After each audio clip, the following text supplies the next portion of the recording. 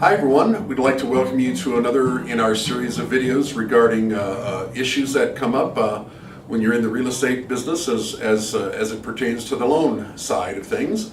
And today we're going to talk about property flipping. Now, property flipping is one of those things, sometimes they call it a fix and flip, but basically it's a situation where a seller has bought a property and within a short period of time they're going to turn over that property and sell it for a profit.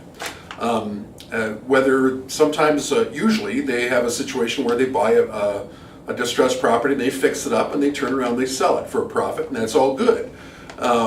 Sometimes it's just a situation where somebody buys a property, doesn't do anything to it, and they can make a profit. Now, Joel and I are all for free market capitalism, but if you can have a cash buyer to do something like that, it doesn't matter whether you've bought the house for $1 and sell it for $400. If you have a cash buyer, that's fine. But as soon as you get into the lending side, it creates some issues, and we want to go over what those issues are and kind of how lenders look at that, and give you a little bit of a matrix on what to look for. So go ahead, Joel, go over that for us.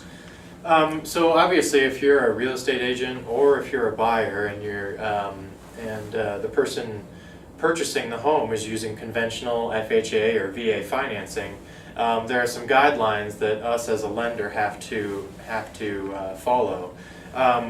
So first thing to be aware of is that as far as flipping restrictions go, you need to be thinking about two things. One is, when did the seller purchase the property that they're now selling, and two is, how much profit are they going to be making on the sale to the new buyer. And so I just want to go over kind of a general guideline of what the guidelines are that we follow here. If there's less than a 20% increase in the sales price of the property from what the current seller bought the property for, there's no additional documentation needed. That should be fine. If there's over a 20% increase though, and it's within the first 90 days, the three things that you need to be aware of that will need to have happen is that first, we'll need to have a second appraisal on the property. Second, we'll have to have a property inspection that's ordered by the lender. In this case, Universal Lending would order a property inspection on that property. And third is that we'd have to get an itemization of the improvements and the corresponding cost of those improvements incurred. And then if you're beyond 90 days, between 90 days and a full year, we would also require a desk review. And that's when our appraisal department here at Universal Lending would review that appraisal in detail to make sure that the comps were correct, that the value is really there. And in addition to that, we'd have to have any sort of other documentation that would support the increase in the value of the rehab work.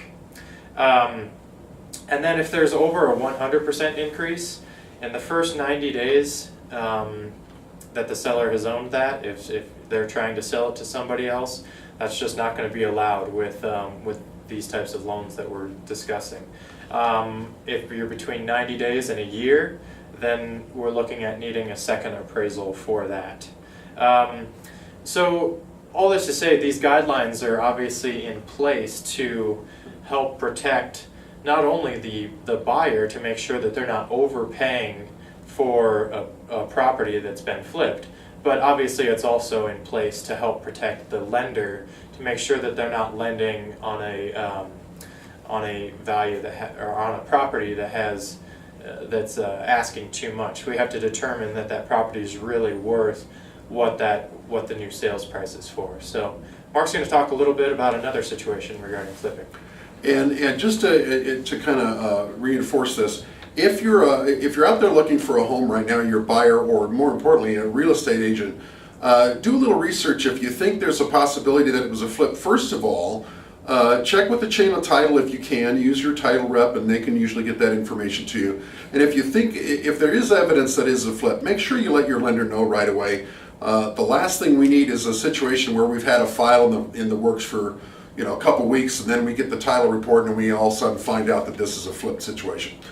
Second thing we want to talk about though is a situation that is has come up a couple times in my experience. I just want to make sure you're aware of it. It's basically what we call a double flip. There's a situation like, say, a property's been on the market, goes into foreclosure, it goes to auction, and someone or some entity buys that property at auction for obviously a good price, but then they turn around and the same day they'll sell the title of that property just to another person, and they'll make a profit on it.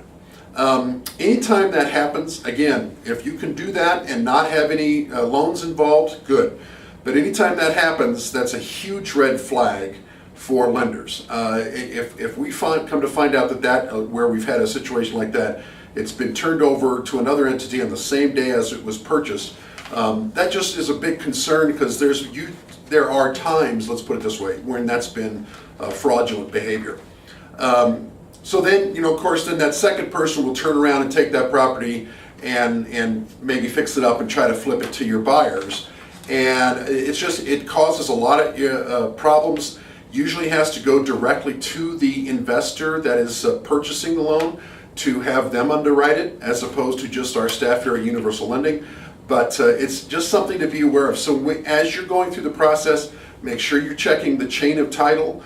If it's a flipped property, make sure your lender knows about it so we can get the right documentation going right away.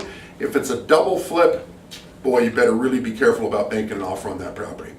Anyway, that covers that subject, and we hope that we've helped out a little bit. If you have any questions on that, feel free to contact us. Our information is on this video. It's also on the website that we have at affmanhomeloans.com.